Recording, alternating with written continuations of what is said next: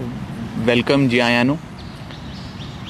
आज से एक महीना पहले, in fact more than a month ago, आम आदमी पार्टी ने सारे लोगों को, अपने मीडिया के साथियों को और पंजाब की आवाम को बताया था कि चन्नी सरकार एक बेहद कमज़ोर केस कर कर, एक वीक एफआईआर कर कर, इलेक्शन स्टंट करते हुए बिक्रम सिंह मजीठिया के खिलाफ एक हल्का, एक कमज़ोर, एक वीक केस दर्ज करेगी। और एक ऐसा केस होगा जिसमें ना कोई अरेस्ट किया जाएगा और बिक्रम सिंह मजीठिया की बेल खुद चन्नी सरकार, चन्नी साहब कराएंगे। एफआईआर दर्ज होती है। एफआईआर दर्ज होने के बाद 20 दिन तक कोई अरेस्ट नहीं किया जाता। अगर चन्नी साहब की मंशा होती, अगर वो मजीठिया साहब को अरेस्ट करना चाहते तो पहले दिन ही कर सकते थे, दूसरे दिन कर सकते थे, लेकिन उन्होंने अपनी पुलिस को मना कर दिया कि बिक्रम सिंह मजीठिया को अरेस्ट नहीं करना। चन्नी साहब ने एंटीसिपेटरी बेल निचली अदालत में, लोअर कोर्ट में रिजेक्ट होने के बाद भी बिक्रम सिंह मजीठिया को अरेस्ट नहीं करवाया।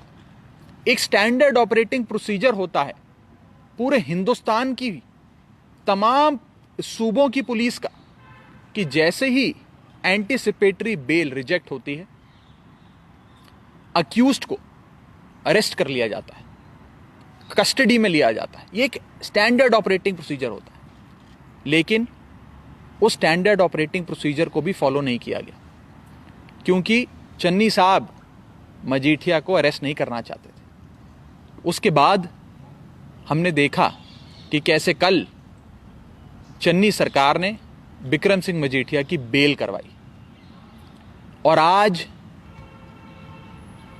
बिक्रम सिंह मजीठिया ने खुद अपनी प्रेस कॉन्फ्रेंस में एक बहुत बड़ा खुलासा किया और उन्होंने कहा कि चीफ मिनिस्टर चन्नी और होम मिनिस्टर सुखी रंधावा, चीफ मिनिस्टर साहब और होम मिनिस्टर साहब दोनों ये जानते थे कि वो कहां हैं। वो जानते थे कि बिक्रम सिंह मजीठिया कहां है। वो जानते थे कि मजीठिया कहां मौजूद है, लेकिन चन्नी साहब ने और होम मिनिस्टर रंधावा साहब ने गिरफ्तारी नहीं की। उन्होंने कहा आज अपनी प्रेस कॉन्फ्रेंस में कि पूरी कांग्रेस पार्टी जानती थी और खास करके चन्नी साहब और रंधावा साहब ये बात जानते थे कि बिक्रम सिंह मजीठिया कहां है, लेकिन उन्होंने गिरफ्तारी नहीं करी। ये इसलिए नहीं की क्योंकि चन्नी साहब ने ये एफआईआर जो दर्ज करी थी, ये जो मुकदमा दर्ज किया था, ये एक इलेक्शन स्टंट था, एक चुनावी स्टंट था, और लोगों की आंख में धूल झोंकने का काम चन्नी सरकार ने किया। असल बात तो यह है कि चन्नी साहब और बादल साहब रल के, मिल के, मैच फिक्सिंग करके अपनी सियासत करते हैं। जैसे चरणजीत सिंह चन्नी साहब के भाई को लुधियाना में हुए सिटी सेंटर घोटाले में बादल साहब ने क्लीन चिट देकर बरी करवाया था, आज उसी तरह, उसी एहसान का, वही एहसान चुकाने के लिए आज चन्नी साहब ने बादल साहब के ब्रदर इन लॉ को राहत दिलवाई, गिरफ्तारी नहीं करी और एक सियासी स्टंट पंजाब की आवाम के सामने किया। आज इतना बड़ा खुलासा जो हुआ है, जो खुलासा खुद बिक्रम सिंह मजीठिया ने किया और कहा कि चन्नी साहब खुद जानते थे, होम मिनिस्टर साहब रंधावा साहब खुद जानते थे कि मैं कहां हूं, लेकिन फिर भी उन्होंने अरेस्ट नहीं किया। ये मंशा साफ करता है इन लोगों की कि ये लोग, कांग्रेस पार्टी कभी बिक्रम सिंह मजीठिया को अरेस्ट ही नहीं करना चाहती थी। वो सिर्फ इस पे सियासत करना चाहती थी, पंजाब के लोगों की आंख में धूल झोंकना चाहती थी। यह आज साफ हो गया। मुझे लगता नहीं कि आज के बाद पंजाब के किसी भी शख्स के मन में ये थोड़ा सा भी वहम रह जाएगा कि चन्नी साहब असल में नशे के खिलाफ कोई एक्शन लेना चाहते थे। चन्नी सरकार सबसे कमजोर सरकार साबित हुई पिछले कई सालों की।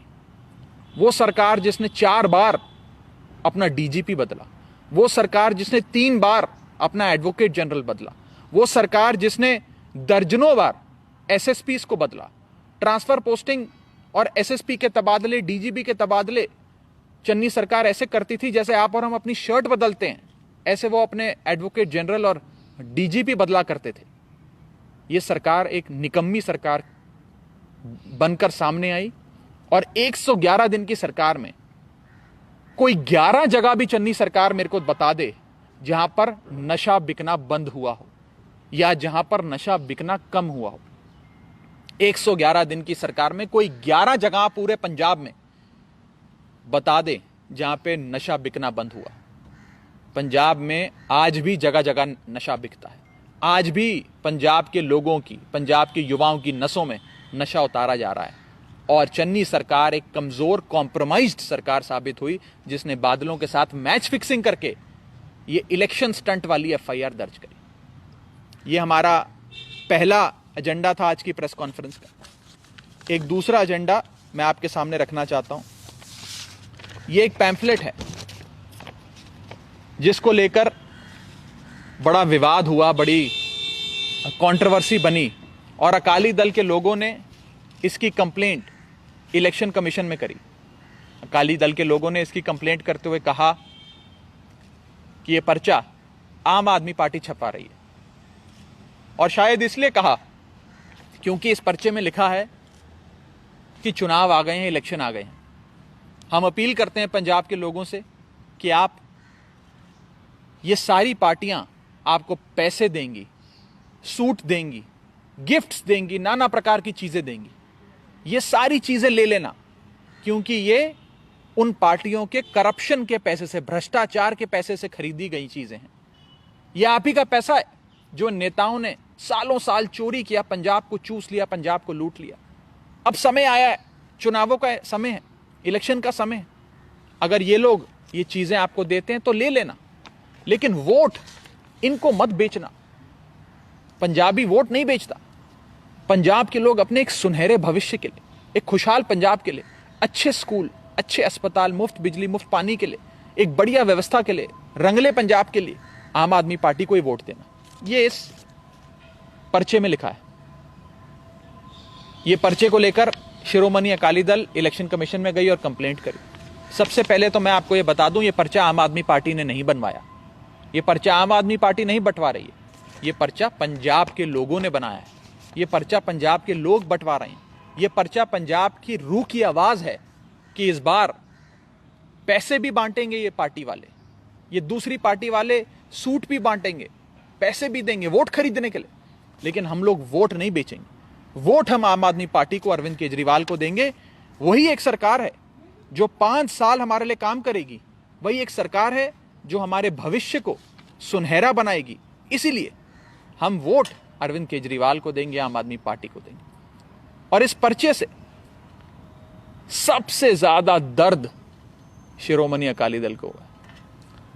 ऐसा क्या है इस पर्चे में जो सबसे ज्यादा दर्द शिरोमणि अकाली दल को हुआ?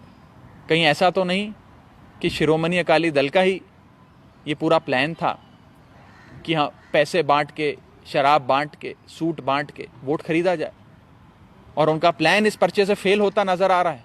क्या इसीलिए सबसे ज्यादा दर्द अकाली दल को हो रहा है, जो इस पर्चे को लेकर कभी इलेक्शन कमीशन तो कभी कोर्ट की ओर जा रहे हैं?